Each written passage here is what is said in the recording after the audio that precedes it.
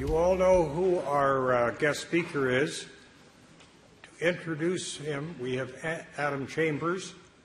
Adam is representing our lead sponsor, Power Corp, Great-West Life, Canada Life, London Life. Without further ado, Adam Chambers. Thank you, Joe. First, let me congratulate the CBHA on an excellent conference. It was very content-rich, which is the specific reason why Great-West and Power Financial decided to support the conference and the organization. It's my pleasure to introduce our final keynote speaker today, David Wilson. David is a history professor here at University of Toronto, specializing in modern Irish history and the Irish in North America. Given it's Canada's 150th birthday, should also point out that David had some excellent volumes of work on one of our fathers of Confederation, D'Arcy McGee, both of which received prizes from the Canadian Federation for Humanities and the Canadian Historical Society. But today, David will speak about his work as the general editor of the Dictionary of Canadian Biography. Actually, a few weeks ago, I referenced DCB when looking up the founder of Canada Life. H.C. Baker founded the first life company in Canada in 1847, primarily because of his annoyance with his British insurer's insistence on charging a higher premium for the hazards of the Canadian climate.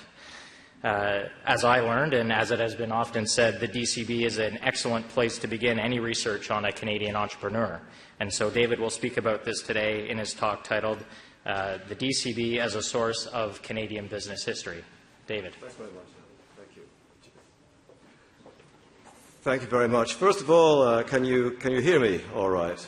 Volume's good? All right. Well, thank you very much for that introduction, and thanks very much for inviting me. Thanks to the organisers, thanks to you, Joe, for putting my name forward. So, as Adam said, I'm going to talk on the relationship between the Dictionary of Canadian Biography and 150 years and more of Canadian business history. Now, I realise that I stand before you in a somewhat precarious position, interposed between 2 days of concentrated work and the impending cocktail hour, or as we called it in graduate school, the attitude adjustment hour. Having been reliably informed by Joe that some of you have a ferocious thirst, I will endeavour to do something that does not come naturally to academics, to detain you for less than 1 hour.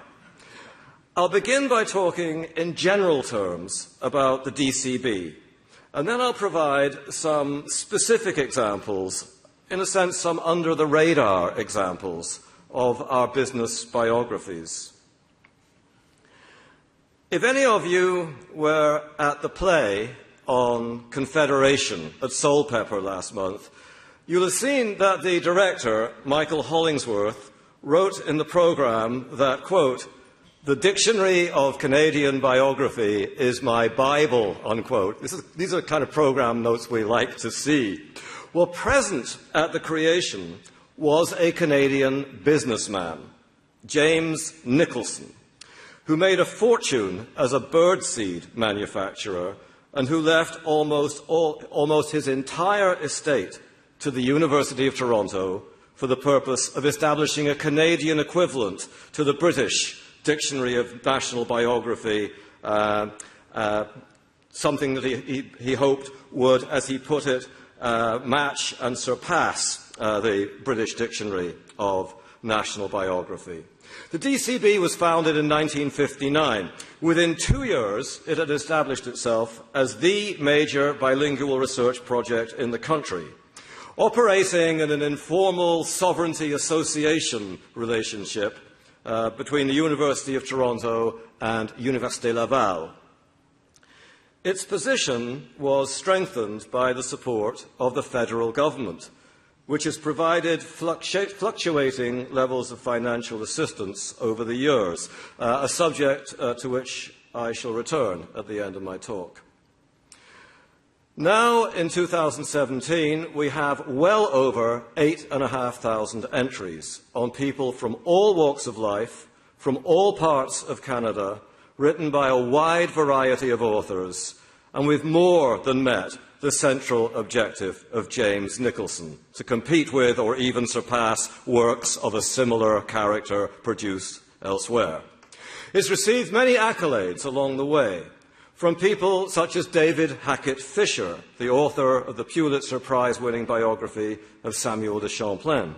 Quote, "The DCB, d'Ebessay," he wrote, "is an invaluable aid for any project in Canadian history.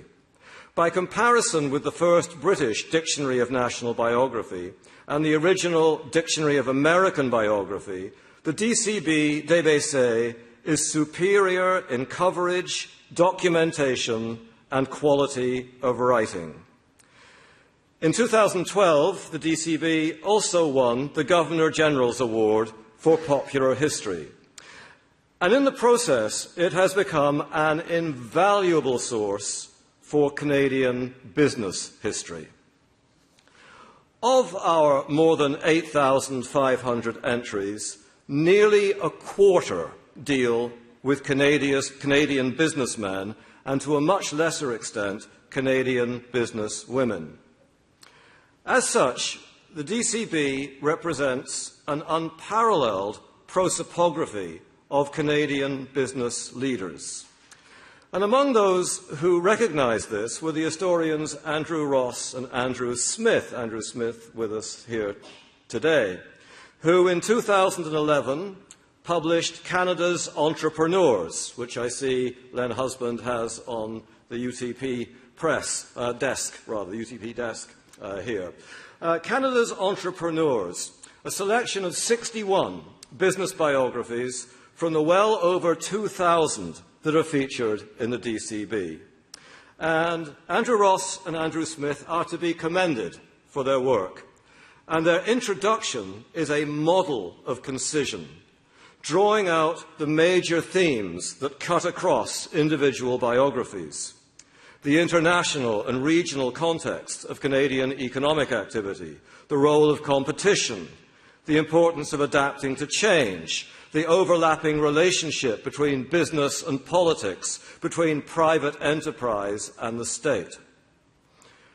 They also demonstrate that beneath an apparently homogeneous group of entrepreneurs, there were in fact many variations in language, religion, national origins, social origins.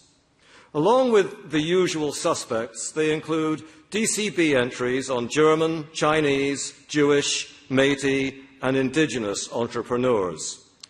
And they point out that, quote, "female entrepreneurs have always been active in Canada, even at times when legal and cultural norms militated against them," unquote.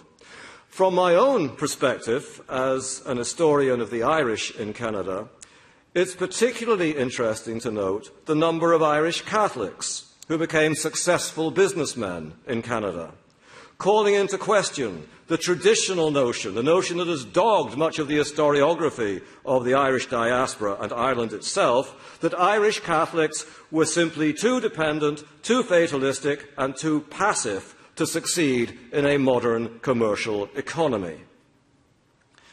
Now, one of the reasons why Canada's Entrepreneurs, this book, is so successful, and why the DCB as a whole has worked so well, is that the biographies on which it is based are subjected to rigorous editorial scrutiny. When you've been edited by the DCB, you know that you have been edited. This is how the sausages are made. The DCB draws up a list of potential subjects for each volume, making every attempt to represent all regions, to encompass a wide variety of occupations, and to be as inclusive as possible. The biographies are organised chronologically by death date in a series of volumes, beginning with the period 1000 to 1700 and moving gradually towards the present. Authors are matched with their subjects, so that our biographies are written by experts in their fields. This is not always the case. For example, the Dictionary of Irish Biography has a small group of 3 or 4 individuals who write all the biographies. We don't do it that way. Our authors are presented with guidelines for their entries, and their entries must be based on primary sources. This is of crucial importance for the project. When a particular manuscript arrives at the DCB, it's assigned to a manuscript editor who systematically checks every fact, who tracks down every source within reach and range to ensure its accuracy, and who ensures that the writing is as clear and effective as possible. The manuscript then goes to the supervisory editor, who makes more changes. By the time it lands on my desk, a 1,000-word biography, for example, will come with an inch-thick folder of supporting materials and editorial comments. The general editor's task is to make sure that the biography meets the highest standards of scholarship, that it connects with the historiography, that it connects the individual life to broader themes within the context. The manuscript is then returned to the author for further comments. Once agreement has been reached, that is not the end of the story. It is then sent to Quebec, where it will be translated into French, just as French biographies are sent to our office to be translated into English. All translations are double-checked to ensure that nothing slips between the linguistic cracks. Now, all this, as you can imagine, takes time. The work is thorough, it is painstaking, it is demanding. And here, I want to bring in 3 major problems I have with the world of academia, as currently practiced in Canadian universities and elsewhere. First, at every level, quantity is valued over quality. Our undergraduates have to take 5 courses a year at university, which means they cannot explore subjects in depth. I must say, I would have hated this system had I gone through it myself. The system puts a premium on superficiality. Factor in the realities that most of our students have part-time jobs that take up anywhere between 10 and 25 hours a week, that many of them spend 2 hours a day or more commuting, and that all of them have hormones, and it's a minor miracle that anything gets done at all.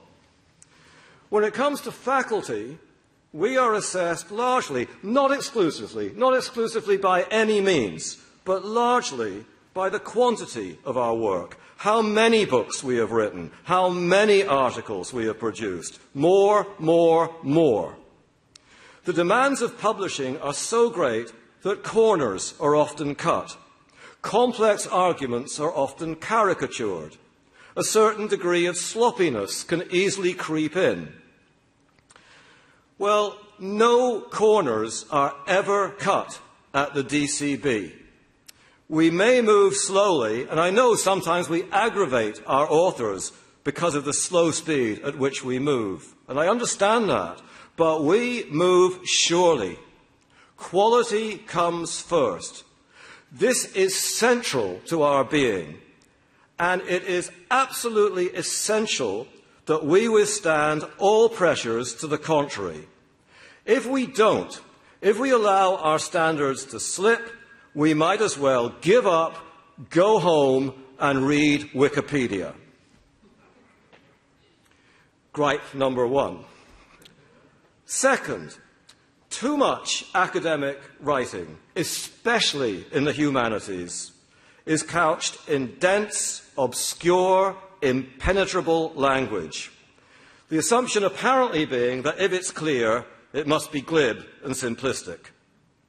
Too many historians and others, literary scholars are particularly bad at this, talk lovingly as such things as, this is from a conference paper I once heard, dense sites of heated contestation. I may have heard that incorrectly. It may have been heated sites of dense contestation. I'm not sure. Too many historians present us with riddles wrapped in mysteries inside enigmas. Here is one of my favorite examples that I decided to inflict upon you from David Lloyd's Ireland After History, in which he argues for a new approach to historical writing with new spaces. Now, I may stumble over a few of the words here. Please bear with me.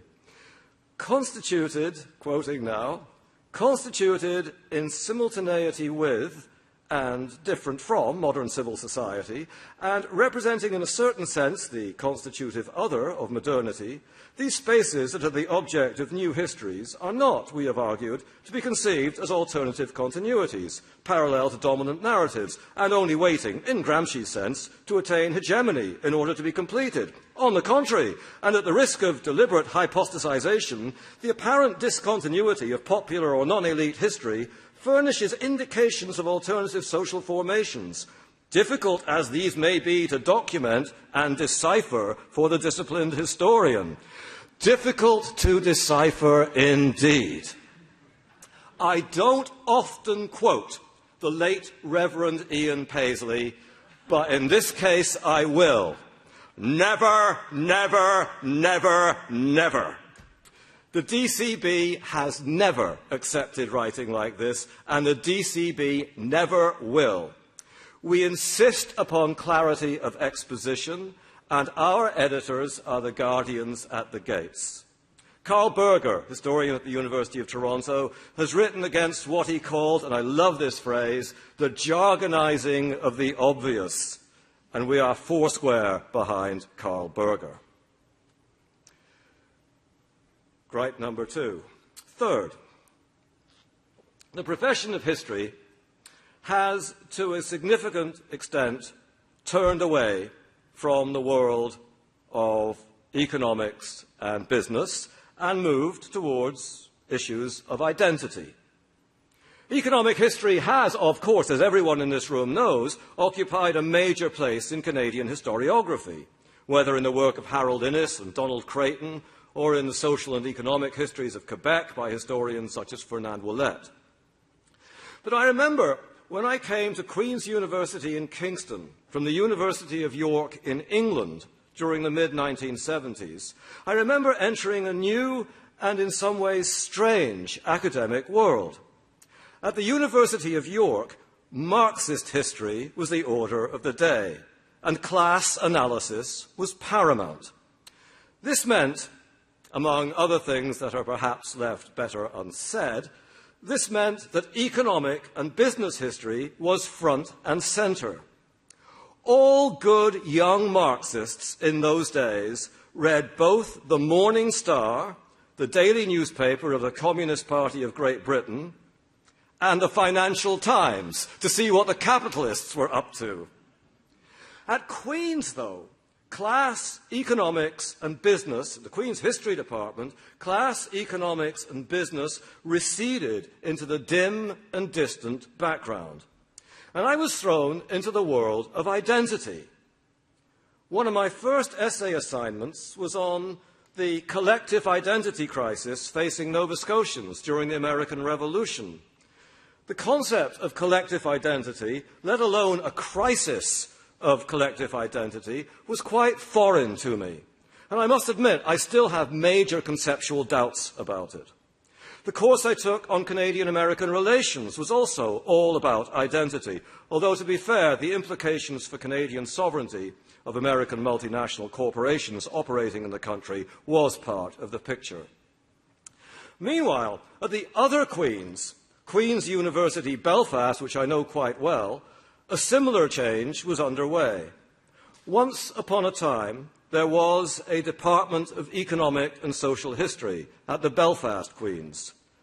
It was eventually rolled into the Department of History, which then, guess what, stopped hiring professors of economic and social history. You are all standing against such trends, and more power to you for that. There is an imbalance here that needs to be redressed. And the DCB, with its quality, with its accessibility, unlike other dictionaries of national biography, we are freely available online. With its quality, with its accessibility, with its clarity, with its 2,000 plus biographies in the business category, can be part of redressing that imbalance.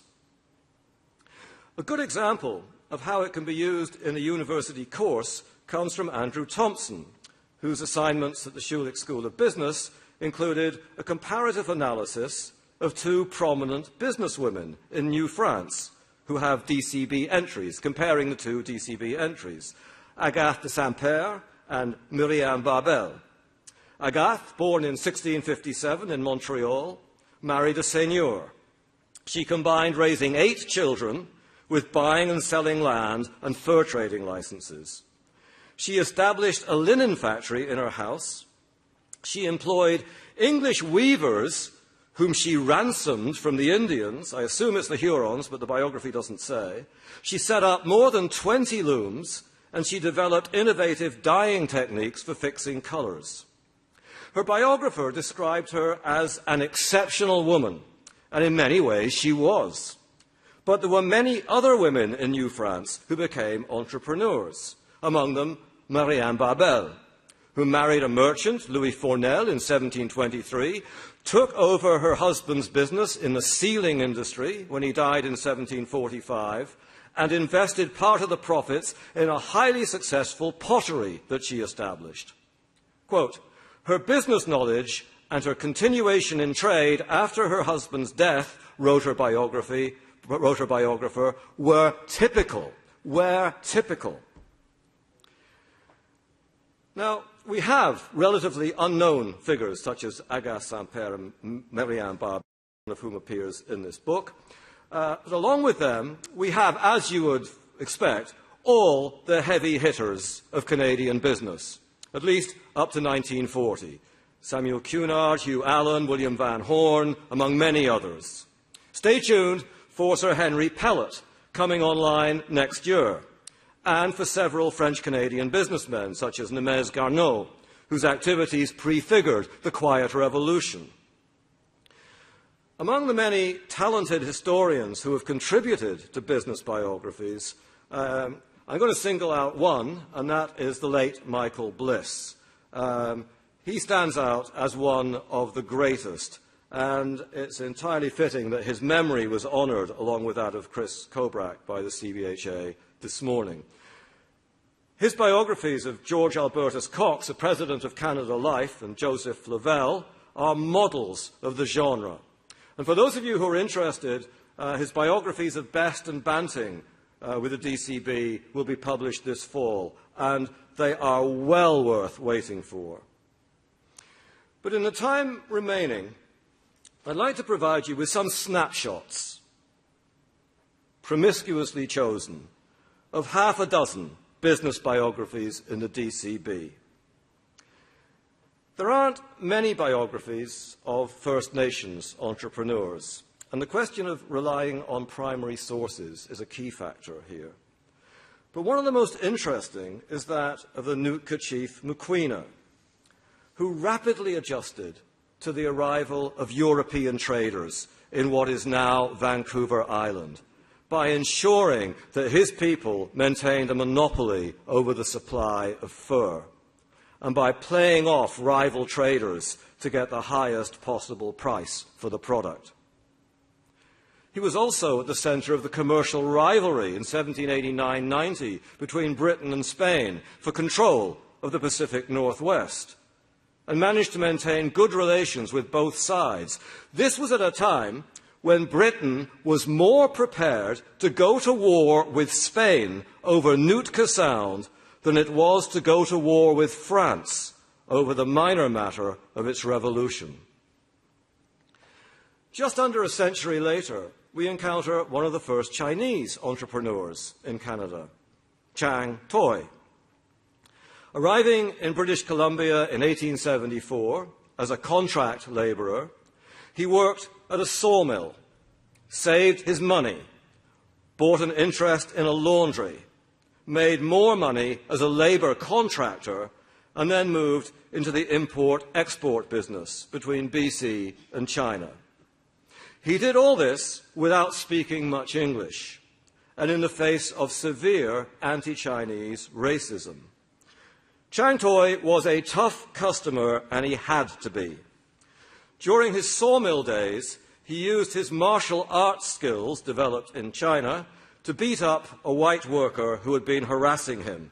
He did this, it should be added, with the full approval and encouragement of his supervisor. After the Vancouver race riot of 1907, he distributed revolvers to his fellow Chinese merchants. As his biographer, Timothy Stanley, noted, Chang Toi was among the handful of migrants from China to Canada during the 19th century who were able to parlay business acumen, hard work, and family and ethnic connections into a sizable fortune. If Chang Toi's biography opens up a window into the Chinese business community of turn-of-the-century Vancouver, that of James Little takes us into the cutthroat world of the lumber industry in early 20th century Ontario. Based in Port Arthur, working for Molson's Bank, he became a lieutenant colonel in the militia, built up the right connections, and began to work the system, paying off the right people to get access to government-controlled resources. During the Conservative administration of William Hearst, he got exclusive fishing privileges on Lake Nipigon, where he blithely ignored quota regulations. And he secured lumber deals along the National Transcontinental Railway near Sioux Lookout, where he blithely ignored provincial cutting provisions.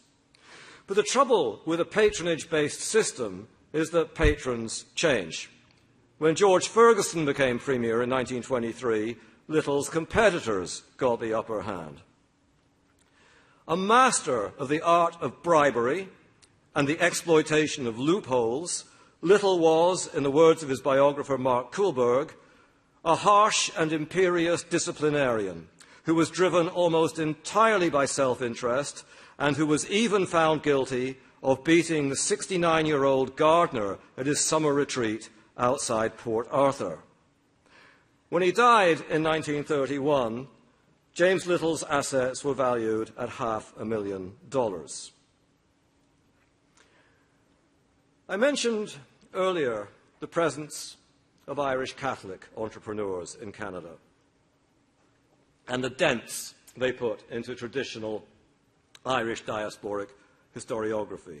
Some of these entrepreneurs, Frank Smith, Eugene O'Keeffe, became very wealthy indeed. But there were also lower-level entrepreneurs, and I'll give you snapshots of a couple of them. Ellen Cashman, Irish Nellie, and Charles McKiernan, Joe Beef. Irish Nellie arrives in Boston with her mother and sister in 1860 when she was 15 years old. She and her mother moved west. They joined an otherwise all-male party of 200 Nevada prospectors heading for the gold mines of northern BC. She became a miner herself and ran a boarding house for miners. Wintering in Victoria, she learned that the mining camp in northern BC was out of supplies, and she set out with 6 men on a relief run. She organized this relief run. Quote, "For 77 days," wrote her biographer, "for 77 days, they trudged through steep snow, surviving avalanches, extreme temperatures, and all manner of storms before arriving with food and supplies." She was known as the miner's angel, and no wonder. For the rest of her career, she followed the gold and silver fields as a prospector, as a restaurant owner, as a hotel owner, working in Tucson, working in Dawson City, working in Alaska, where she mined and prospected into her late 70s when double pneumonia finally brought her down.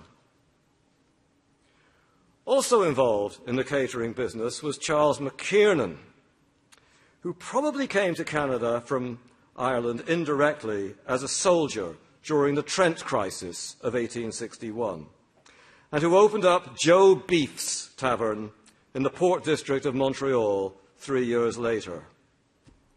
"I never refuse a meal to a poor man," he said, "no matter who he is, whether English, French, Irish, Negro, Indian, or what religion he belongs to."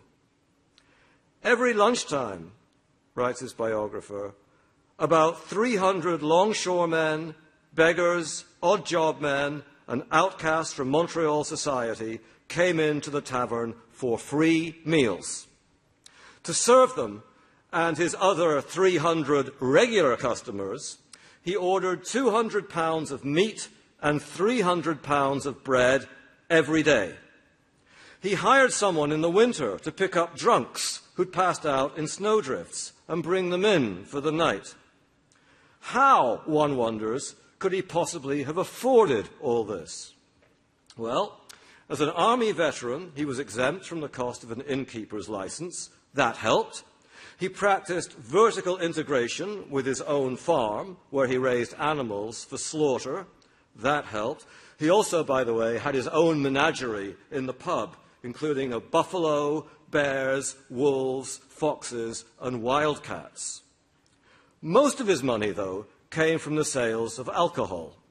480 gallons of beer were consumed every week. That was half the total alcohol sales. The other half would have been spirituous liquors in the parlance of the day.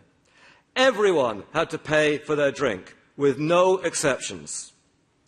When he died of a heart attack at the age of 54, the Montreal Daily Witness, Protestant paper in the city, wrote that he enjoyed his reputation as the city's wickedest man, and that his tavern was, quote, "the resort of most degraded men, the bottom of the pit, a sort of cul-de-sac where thieves could be corralled," unquote.